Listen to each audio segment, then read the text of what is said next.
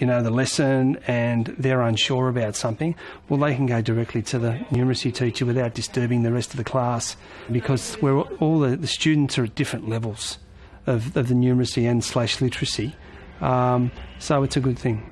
Well, the LLN teacher, we're delivering a lesson and I might be talking about trigonometry on how to work out a taper. And they would interject and say, OK, so you remember when we talked about trigonometry and transposing this formula? And they would jump in and they'll put their mathematical spin back on it again. Wait for a pause in what they're doing and then I might jump in and put our trade spin on it. Getting those basic skills in the context that they need.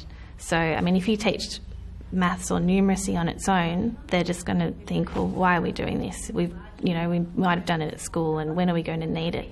But if you combine the skills of both teachers, learning what they need to learn and really understanding it by going back to the fundamentals, you're getting both sides of things and getting the skills from both teachers.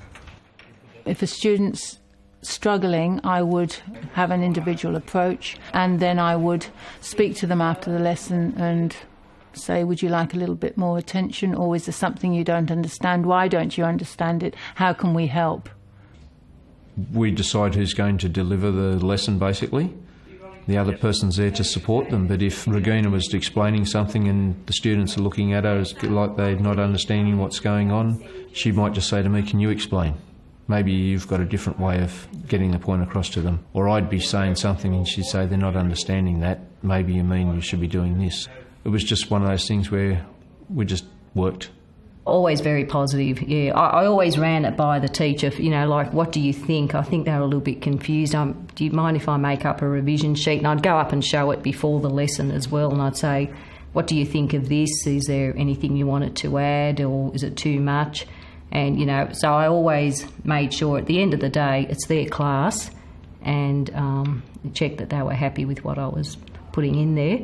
And then just slowly, somehow, I started delivering a lot of the lesson. I think the teachers felt more comfortable with me just going up there, and especially the first half where it's all mathematical, perimeter area.